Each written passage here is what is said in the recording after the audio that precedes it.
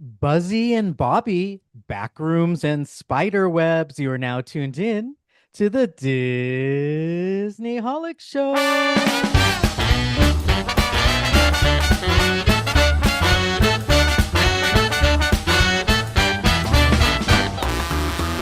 Hello and welcome to the Disney Holic Show. That's Myke TV. And that's Jen Diz. Today we're going deep into the back rooms and connecting it to real Disney mystery, Cranium Command and its missing animatronic. Plus, Myke has a tragic kingdom story from Las Vegas.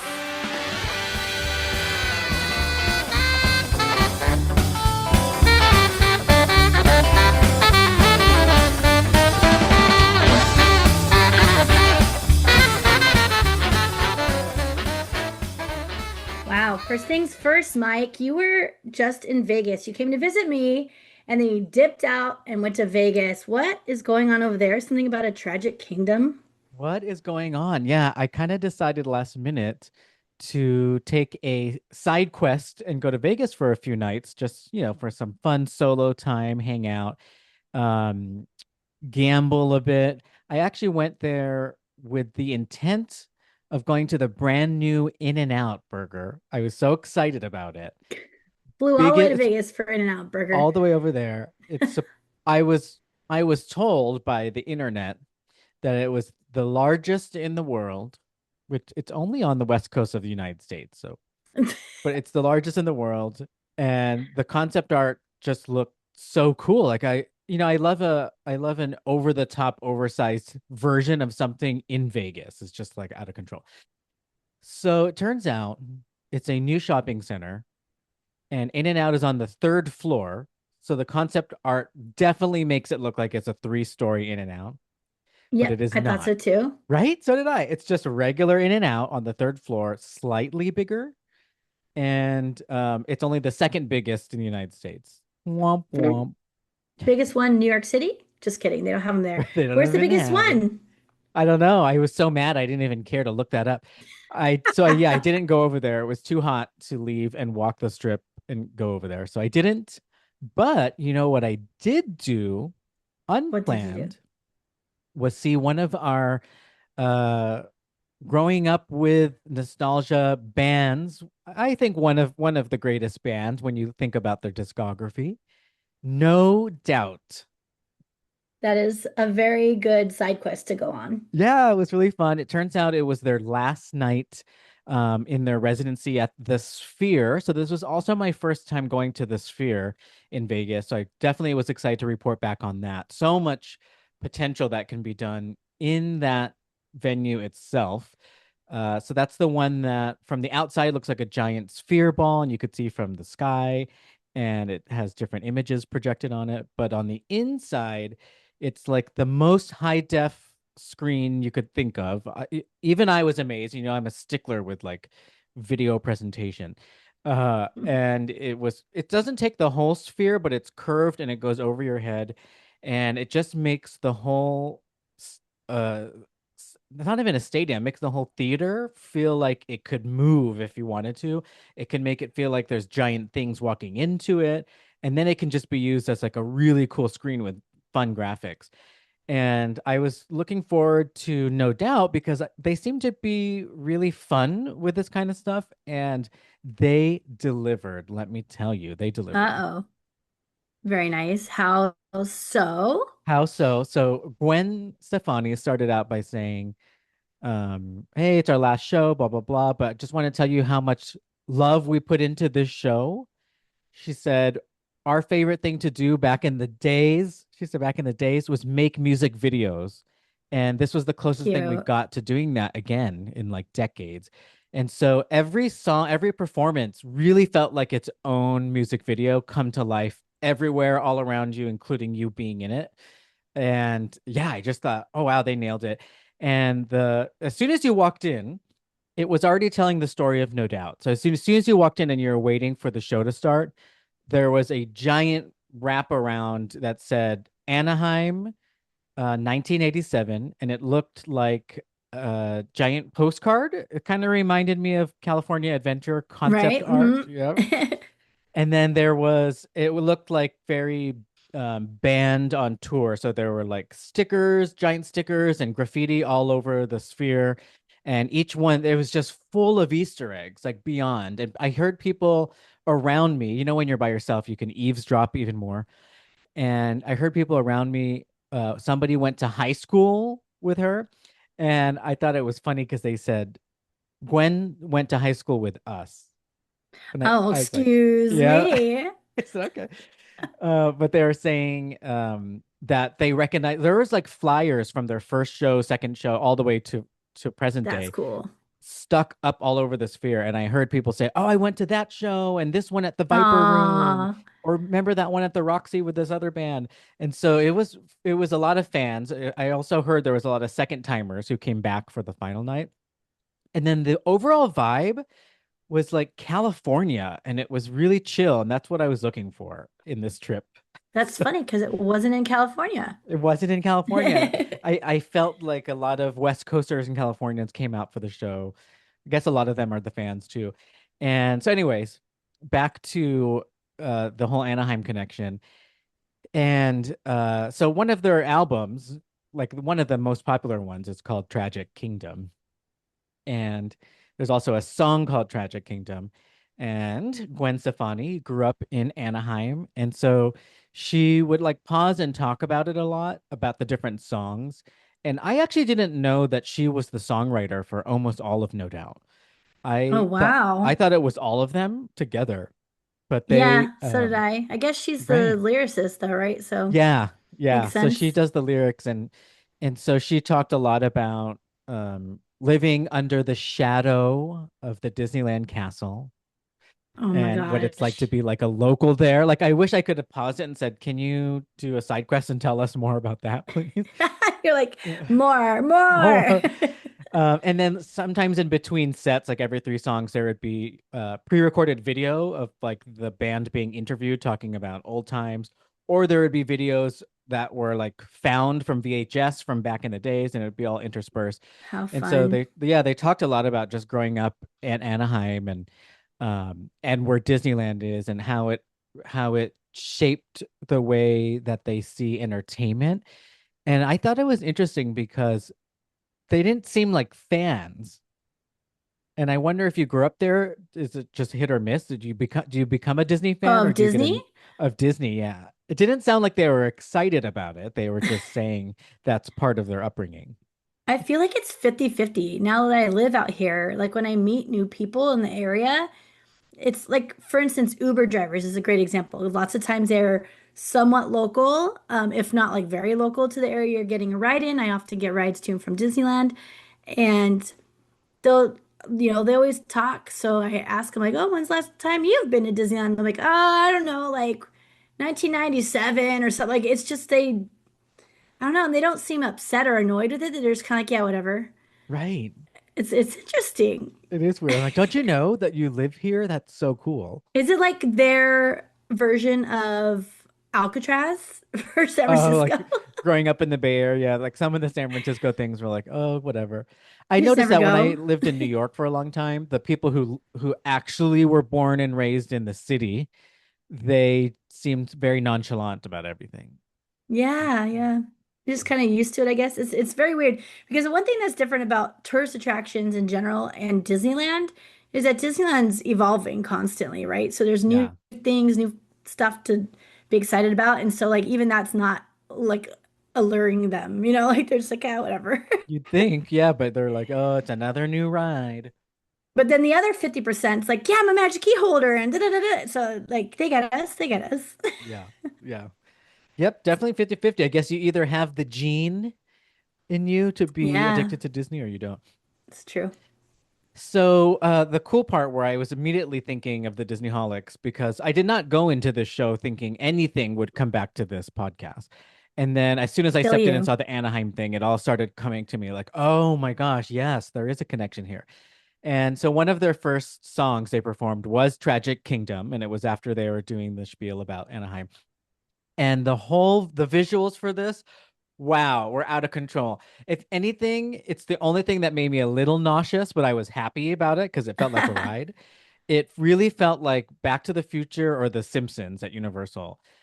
It felt like the entire auditorium got picked up, put on a roller coaster, was going up and down while she was singing and screaming with us. Like when the roller coaster would go down, she would scream with us, and people's hands were up. And the roller coaster was going by like this scary Disneyland castle. It kept going by it. It was like a decrepit old version of it with like spooky trees. And there were some parts that looked like Paradise Pier, which is interesting because that wasn't there when she grew up in Anaheim. Just saying. That was Oh, 2001. yeah. They're already Yeah. famous by then. But yeah, I guess she was trying to show like that. I guess you could say things like knots as well. I don't know, but she was definitely going through like a theme park nightmare was what this was. And then there was this one Mm. part where the train track or the roller coaster track pulled Expedition Everest and it ended, and then we all went backwards and flew off of it. Yeah, I was really impressed. You don't need 3D glasses or anything. This is just a really good new screen technology, and the way it curves and the audio, everything is just wow. And I can only That's imagine what crazy. you could do. That's crazy too, because you also weren't in a moving vehicle like the Back to the Future. Right. DeLorean would like kind of travel you through, so you felt like you were moving. But now Yeah. you're just like either standing or in a seat, Yep. and you're still getting that motion out of it. That's cool. It's so weird. I also feel like other countries like China probably have things like this already, like I see on TikTok.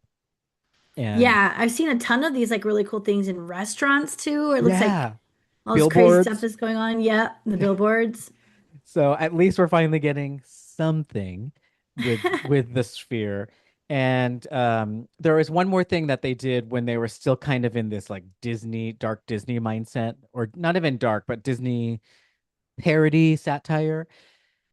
She did Bathwater. I said they, no doubt, did Bathwater. Love the song. And this one was set in the world of mermaids, except it was a merman, like a merhunk instead of a Merhunk. mermaid. And it was definitely under the sea, like the whole setup and the choreography of the fish and the playing the instruments along with the ska music and all Ah, that. It was definitely under the sea. So I saw that influence there, and I was like, oh my God, you can't escape the Disney sometimes, right? can't. You can't. Even if you grew up there and don't care about it, Even if still. you grew up in I went to the store at the Wynn Resort where I was staying the first couple nights, and one of the shops was full of F1 Mickey Mouse Disney collaborations. And they're actually really cool and really cute, but I'm not really into F1, so I didn't want to be a poser. And it was very expensive collaboration. It was like luxury stuff. So I thought, or That's designer. I crazy. said, oh no, not for me. Um, but yeah, so no doubt went to see it. The Sphere, I would love to see. They play movies in there too, like The Wizard of Oz right now has I guess you would say, a residency. And I was thinking Fantasia in that thing. Ooh, What? with bring back the 4K or not 4K, 4K now, 4D. whatever it is, yeah. And live Spray some orchestra. smells and some water with live orchestra. Hell Yeah, yeah. it would be good. That's the other thing is the sound in that place it's the best sound I've ever experienced in any venue or concert. And I was glad I saw it with a band and not just like a vocalist, like a Mariah or something like that. Like it was Right. with a full-on band, and like wow, it was crisp, it was clear. Yeah, I'm just blown away. But back to um Wait, no, no, no, oh no. I oh have yeah. questions. Excuse Okay. me. Hello. Okay. Question for the Sphere experience. Yes. I watched some of your stories you posted while you were at the show, specifically the roller coaster one. The castle actually reminded me of, and I'm not even going to try to say the name, but the real castle that Sleeping Beauty was based off of. And I Oh, was like, oh, yeah. is that an Easter egg? But we all know that they probably aren't the biggest, hugest. Well, Gwen's always at Disneyland, so maybe Right. she is a They Disney could fan. be. They really could be. I think in the Avoid talking context of when about they it. were telling these stories, they were really trying to bring us back to when they wrote the music. So maybe it was more about how she felt as a teen when she wrote the song Tragic Kingdom. And then maybe when she grew up and had kids. Yeah, you're right. She does show up there, VIP, plaid. Can you imagine growing up in Anaheim where everybody just knows it for Disneyland and you're just a cool teenager trying to be cool and create a Yeah. band? You're like, who cares about Disneyland? I am. looks so cool right now. Hello. Um, but okay, that scene with the roller coaster and other big scenes similar to that, does it distract you from watching a live show? Okay, yes and no. So there were times where, particularly when you look up, is the only time you're missing the live show, the live performance in front of you. It's positioned so well, and I gotta say, I got a good seat. So it depends on where you sit too. Where I was sitting, you could see them pretty much at all times without having to look around, and you could still see all the visuals without having to look around. I was in a good spot where within my peripheral, I saw everything, including them. But when you look up, is when you definitely don't see the singers anymore. But there's so much cool thing. There's so many things going on up there Yeah, that it's I would considered part of the show. yeah, there were times where I'm like, okay, she's like doing a jig or she's dancing with the guitarist. So I'm like, okay, I'm gonna quickly look up because I don't want to miss either of the things. And when you look up, it's usually an extension of what's happening. So, for example, if it's the Under the Sea dance scene and she's singing Bathwater, and let's say there's a like a cyclone of water whirlpool with fish swimming around it in front of you, which is already cool enough. But if you think to look up, you actually see it goes all the way up to the surface of the ocean, and then you could see the hole spinning. So everything is really filled to the brim for your eyes' pleasure if you decide to Your look. eyes Kind of pleasure. like a lot of VR is like that. You're playing the game and you're like, oh wait, I can look Yeah. behind me and there's all this other stuff going on. So it was like that. So you're as distracted as you allow yourself to be. And I would say if you have a Hmm. good seat, then you'll probably get most of the important visuals and the live performers together. Cool. I Yeah. feel like that might be a deciding factor for a lot of people when going to the sphere is like, do I want this dual experience or do I just want to like focus on this band? It was funny when I was watching your video, and this is just from your phone's view, so you don't have peripheral through Yeah. cameras, right? And I was doing it But portrait mode but usually. it was funny because you were filming the roller coaster and then you like zoomed back down to the band. I'm like, oh yeah. Yep. I had a moment where I was like totally forgot you were even at a show. You're like, there they So I are definitely had to ask performing. that. There one other thing I should mention about the screens is so you know how at large stadium concerts, actually it's kind of a similar phenomena where I end up, depending on how close I am to the singer, which usually I'm not on the floor anymore. I don't want to stand up, general audience. So I'm usually sitting down and I end up looking at the screen most of the time with the camera on the artist, right? So you get Yeah. it's still live, but there's something about it. And then even when I'm doing that, I remember to go look at the small, tiny person with my naked Yeah. eyes just because I feel like I have to. Okay, I do the exact same thing because you can't, like most seats, you can't really see well, right? Yeah. You have to Yeah. be like up front and center to have like any type of actual really good view. And so like seeing them on the camera, you can like see their expressions and the other stuff that matters for it, right? And I will remind myself, like, Jen, you're here with them in the room. You should look at them. So I like look at their little figures and be like, okay, that's Gwen Stefani. And okay, back to the screen. It's like, okay, I saw her in real life. Moving on. It really is stressful because you paid to be there and you want to be there with them. Uh, Yeah. oh gosh, it's so strange. And now with the phones so good these days, I'll even find myself zooming in and watching on my phone because it's a little bit better. And I hate that. I really hate that. But it is what It's it like our is. new glasses. It's just zooming in on our Yeah. phones. But what was really cool and I didn't expect, very unique with the Sphere, is that in place of those screens that you would normally look at, they were embedded into the graphics. So if you did want to see them up close in the same way you would see them in one of those giant screens at a stadium, it would be part of it. Like it would either be like the screen would tear, the sphere itself would tear open and maybe you saw them playing behind it and it was the live feed. So there was Oh. actually a lot of times where I was looking at the visuals and the Oh live yeah, they don't feed. have like jumbotrons because the whole Yeah, the whole sphere is a thing it is. jumbotron, essentially. Exactly. So they created like virtual jumbotrons within the jumbo spheretron, and it was always in theme. Like it might have been a fish pulling the screen, or it might have been a giant bubble and it was round and they're performing in it, but you're seeing the live feed in there. So I didn't Huh. feel like I was missing them, but it was definitely something I thought about when I saw other people's videos, like of U2 and other bands. Right. It's definitely a new concept, but Yeah. it looks really cool. I do want to experience that at some point. But I'm having trouble remembering the song Bathwater. I think I always listen to the album and never pay attention to the names. What, can you sing it for us? Um, Is it right from now, Tragic Kingdom? no, I'm pretty sure it was from Okay. Return of Saturn, Return to Saturn, Return of Okay. Saturn. Um, I right now I have a different song in my head. I have always kind of knew I'd end up your ex-girlfriend. I was just listening to it in the car. Bath what it's about I want to splash in your bathwater. Your like Mm. used bathwater.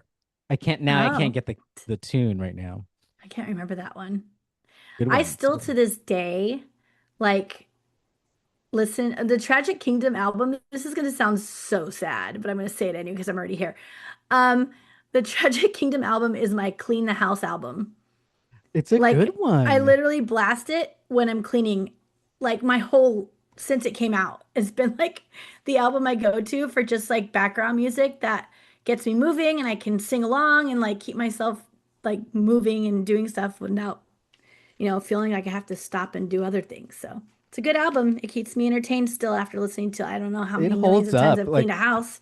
So their discography or whatever you call was taking me back. Like every one of their songs. Even I love the Rocksteady album because that's right when I had moved to LA. So it reminds me of like all these things that were happening when that album came out. And it's I don't know how cool. they fit in, but they sang almost every hit and some like Dang. underground things like Trapped in a Box from like their old school album. Uh-huh. Okay, I got the tune. It goes, uh, because I love to wash in your old bathwater, love to think that you Oh, couldn't love another. I'm oh, on your do, list do, do, with all do. your other Yes, women. Oh my that's a good goodness. one. There's my karaoke for the day. Da, da, da, da, da, do, do, do. Oh, it's a cute song. I love that song. And so it was imagine that with like Under the Sea and Merman and being Yeah, that'd be silly adorable. and I love it. the way they had live trumpet players, but there was also fish trumpet players. It was cool. Very Very good. cute. Highly recommend the Sphere if anyone is thinking about going, you're not sure. You got a recommendation right here. Keep an eye out for your favorite band. The Eagles are coming there. Backstreet Boys are coming back, and Metallica is coming in the fall, which I'm not even a Metallica fan, but I would watch that. I think with the visuals, it would be like mind blowing and trippy and crazy. Oh my God, I'm so over Metallica. But does No Doubt say anything if they're coming back? Because I thought it was a residency for some reason, but obviously it wasn't. So are Yeah, I don't they, know. I think if it's 10 or more nights, people these days call it a it's like a residency. mini residency or something? Yeah, it was 17 nights. She did say, she kept saying, you and I pay attention to these like people's words. She kept saying, this is our final night of Of the this sphere. session or something. She kept saying of the sphere. So I wouldn't Okay, be surprised if they take this on tour. Of course, it's not going to have the sphere graphics, but the show right. itself was a great set list. So, Nice. yeah. Very nice. Yep, yep, yep. Sweet. But the decrepit Disneyland castle and all that brought me back to things like Stolen Kingdom and those creepy hallways and how we are comparing that to the back rooms, which is very Yes. popular right now. I know. I still haven't gotten to watch it. My birthday just kind of stomped on top of everything of like, not that that's a bad thing. I had an amazing birthday this year Good. all around, but I was like, right when we are about to record, I was like, oh my God, we're going to talk about the Backrooms. I haven't watched it yet. I was so mad at myself. So, Even I'm behind on a lot of movies. There's a lot of movies in theaters to keep up with right now. There's like three horror movies, and then we have He-Man, which I got to watch. There's a new Spielberg Alien movie I just saw. But yeah, Backrooms is really doing good, and that's good for horror movies, especially indie horror movies. So Backrooms didn't just randomly show up in the theaters. It actually has lore, internet lore that goes all the way back to 2019 which all started Oh, is with a that it? photo. It was a photo of what looked like just an abandoned, scary office, you know, these sort of uh spooky, not even spooky, but like these the fluorescent lights of an office, an empty office. Like, there's something about it that just looks unnerving. Uh, Yeah. I feel like they un used that stylization in that one Apple TV show. What is it called? Severance. We will talk about Oh, Severance. oh, oh, okay. Yep, Getting I'm ahead glad of you things. brought that up. I'm glad you brought it up. So anyways, the photo, this first photo that was taken of what looked like an empty office building, with like the ceiling panels and the fluorescent lights, it was put on 4chan. So that's like the dark web. And supposedly somebody stumbled across that and it led to just infinite places. And then this was the only picture they took when they got to experience it. So that's where it all started. And you even had like kind of yellowy carpet. If anyone's watching on YouTube, we have a no doubt inspired carpet in our back rooms with the black and white checkered. But yeah, so it's supposed to be really creepy. And then so that just picked up, just like some of the creepy pasta that we talked about on a previous episode. The internet will just run with these things when it catches fire. And this one did, and people started making their own creepy pasta about falling into a wall and going into the back rooms, or opening a employees only door that led to these back rooms. And it's basically like these infinite corridors of emptiness and just strange looking things, and you can't really find your way in or out. And it feels like you're trapped almost in there until you eventually find your way out of the back rooms, if you do, and then nobody believes you when you come out and you explain what you just saw. Mm. So that is very frustrating in movies where nobody wants to believe you. And I'm going to take it back to Vegas for a second. There was a time in actually, even Las Vegas feels like it has a lot of back room potential. There's like those scary old hotels like Circus that have these dilapidated buildings, and I'm wondering what they do in there. And but one time I was staying at the Aladdin Hotel in Las Vegas, which is now Planet Hollywood. It used to be called Aladdin, and it was themed to Aladdin, not Disney's Aladdin, but it's the same Aladdin story, Arabian Nights and all that. And it was New Year's Eve, and was tipsy, and I somehow went through a back door, like an exit only door, and I was in the back rooms of this giant resort casino, and it was all bright white lights. So you went from this like cool looking nighttime desert themed casino, and then all of a sudden every bright white lights, long hallways, tons of doors. I didn't know where I was going. I don't think we even had like iPhones then. I was like looking for my cousin.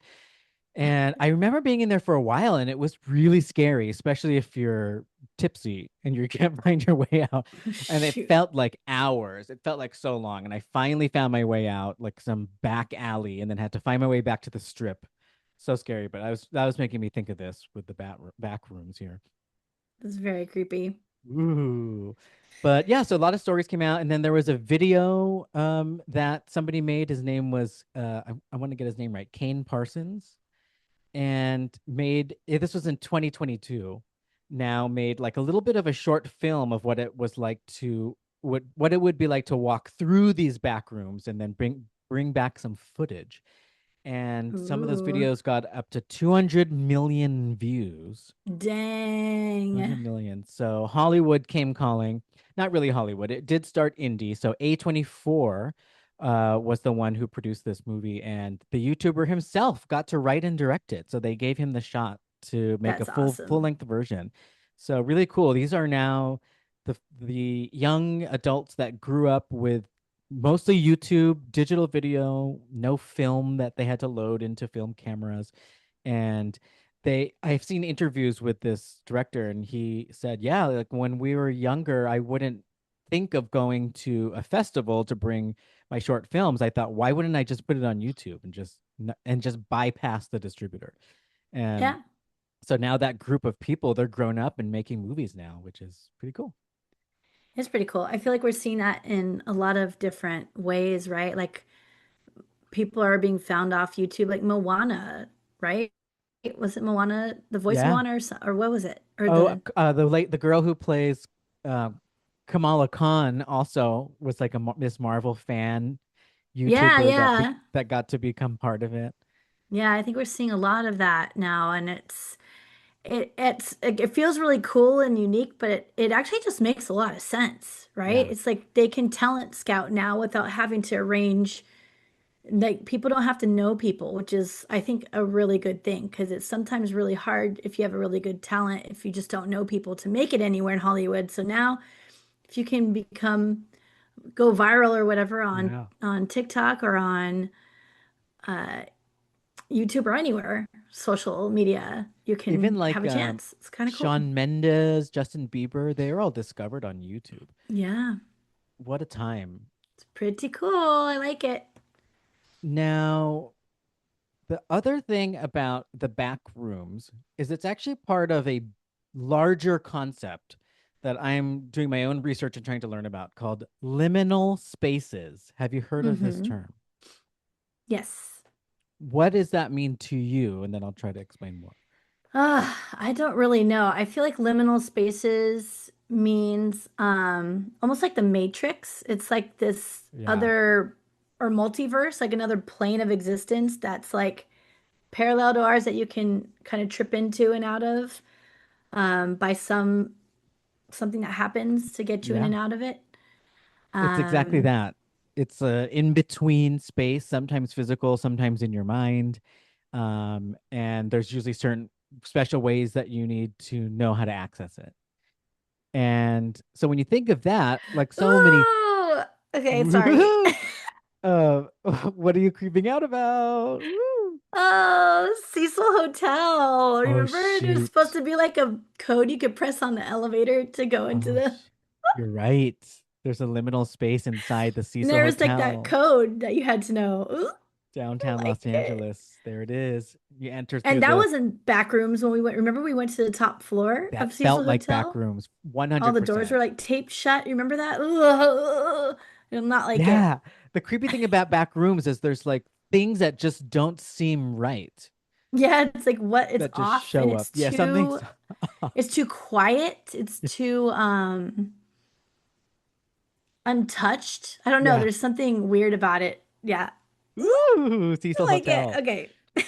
So, so yeah, there's tons of movies and shows and books that use liminal spaces. Narnia and the Wardrobe is one of them.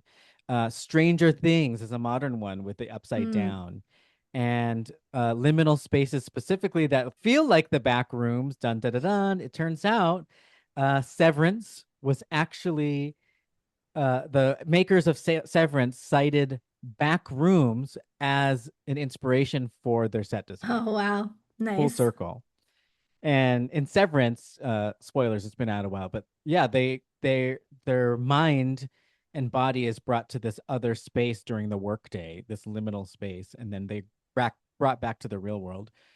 Also reminds me of that movie with Harry Styles and what's her face, um, Oh, Yelena, Black Widow, shoot. Florence Something Pugh. darling. What? Yes, don't worry, darling. Don't worry, darling. Don't Yep. worry. Yeah. So yeah, so liminal spaces have been around a lot in fiction and sci-fi or in real life if you believe in it. And what Backrooms did was bring it into that internet creepy pasta era of storytelling. And now a hit movie. I can think of And so many more too, like the Cell, yeah, oh, Avatar. Is it's Avatar considered that? Or is in a that supposed way, to yeah. be? Yeah, I would say so. Oh, it's so weird because you like plug into a new spot. Oh, I just thought of too another Disney Marvel is in Moon Knight. He kept going to like this hospital place that was like the in Yeah. between. Yeah. Weird. Weird, weird, weird. But the creepy part about the backrooms version and the weird hallways and employees only door definitely reminds me of things like Epcot with these pavilions that are just sitting there, and things like the island we talked about in the Stolen Kingdom episode, and the cast members Hmm. only creepy pasta we talked about, where there was like a door in the Matterhorn that led to some really weird dark place. And so yeah, I thought what a perfect time to continue our conversation about Cranium Command, which was a spin-off from Cranium. our Stolen Kingdom episode. Yes, good old Buzzy. Okay, so the funny thing is, okay, so with Cranium Command, we both did research on this because we kept wanting to talk about this on more than one episode. And so let's just go through what we know and get people caught up on what Cranium Command is and how Buzzy, the animatronic we talked about in the Stolen Kingdom episode, how he went missing and what's going on today. So, Cranium Command was a show slash attraction at Epcot. It Hmm. opened in October 1989 and it stayed there until January 2007. The theater itself was the inside of a human head, which reminds me of Inside Out for sure. This was Uh, before Inside Out. I hmm wonder if you asked Pixar if they had any inspiration from Cranium Command. They did. In fact, one of my fun pointers that I came across was that Pete Docter, he worked on Cranium Command as an animator, and Oh, he acknowledges that it helped him inspire Inside Out. oh So, my gosh. Amazing. yep. Full circle. Full circle. I still Um, think they should bring it back and yeah. make it, a whole attraction in there, please. Come on. There was a another character called General Knowledge. He reminds me of 1-800 General Now from like Yeah. like a cartoon military guy. And uh Buzzy was the main animatronic that everybody kind of knows. I think the was he the only audio animatronic in the show? Yes. Yeah. Yeah. Originally, they were supposed to have a few, but budget cuts and whatnot, they had to cut it down to just one. Oh. So Buzzy was the one that was basically every character in Inside Out in one. So he had to control the human brain, which in this case is a 12-year-old boy named Bobby.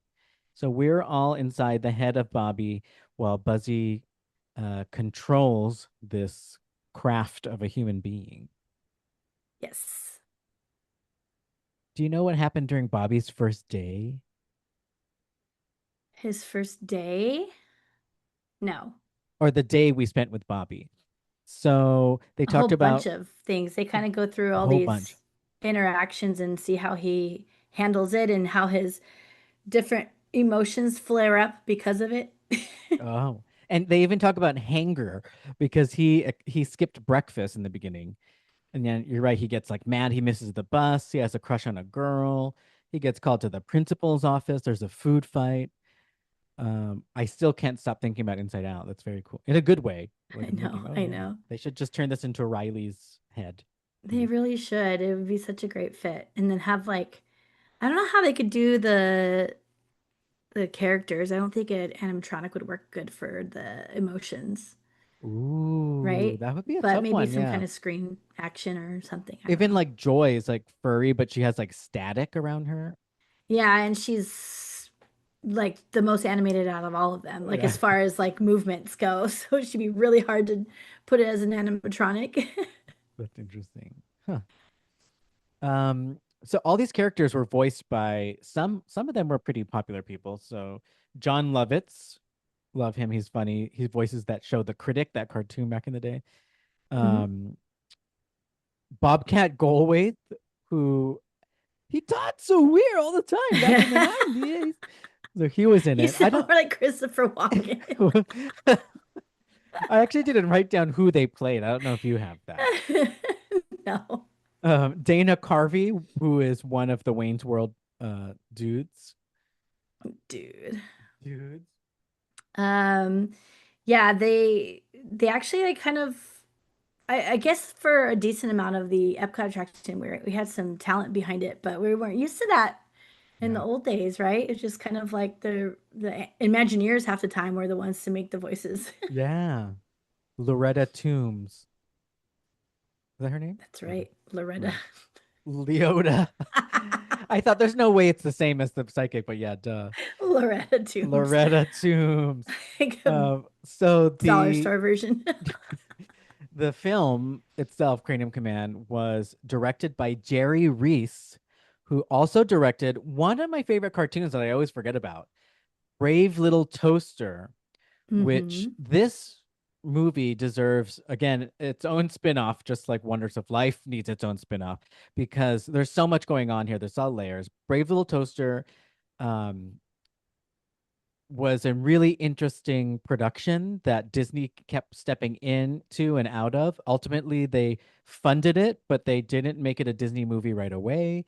It had a lot of the guys who graduated from Cal Arts, who went on to be like Pixar founders, were involved in that. John Lasseter. So there's a whole iceberg there with that movie, Brave Little Toaster, that goes back to Disney and Pixar and Lucasfilm. So we'll say that for another day. But I thought it was interesting. That was the same director who did Cranium Command. Mm-hmm. Another thing that was cool about Cranium Command is that they used like all the above for it. Like you kind of had the screens and the audio animatronics and all the characters in it and the famous voice actors. It's just kind of a really good combo of design for that attraction. Yeah, it was pretty ahead of its time. Yeah. And then gone. And then RIP in 2007. Wah wah. 2007, it went dark. But you know what it didn't do? It didn't go anywhere. And as we learned from the documentary Stolen Kingdom, when you leave something untouched and just hanging out there, it will start to attract the urban explorers. Dun, Yep. dun, dun. And so urban explorers started going and nosing around to the defunct attractions in Worlds of Pavilion, including cast members who would sneak into the old Cranium Command and take photos of Buzzy the audio animatronic, just sitting there in the dark, fully clothed and constructed and just not working, right? Just not turned on. However, they always had a light on him, which was even creepier because the Ooh, whole room was dark. But the light that, like his own spotlight that kind of came from underneath, like you know, when you tell scary stories, you have a flashlight under your chin. It was kind of like spooky. that angle of a light. So add to the creepy a little, but he was a cutie. He was like his character was like I think like I never found it creepy because I went on Cranium Command when I was younger, and I just knew he was like this cute little character, and so it didn't creep me out. But I think if I hadn't, I'd been like, "What is going on in here?" Yeah, what is that? It's like it's ready to start the show. It's just waiting. Yeah, Like, yeah, hello. His face reminds me of like a glowworm face. It is cute. It's definitely yeah, cute and not necessarily human. I don't know how to describe. like Cabbage Um, Patchy too, a little. or like Muppety too. Yeah. So, okay, so it's been dark since 2007. Cut to 11 years later, 2018, Buzzy has been stolen. Wah Wow. wah Wow. wah. And He not got just stolen slowly. slowly, violently ripped from his I can't pronounce it. Violently ripped from his hydraulic lines. All his tubes were yanked and torn out. Yeah, they talk And about that in Stolen Kingdom too, where there's all this like rumors about if that was Disney Imagineering putting him in the vault. People don't think so because it looks like it was in a rush and the lines, the hydraulic lines were cut, so it was sprayed everywhere. They're like, if people who knew what they were doing were taking him down, it wouldn't look like this. So the world will so never know. weird.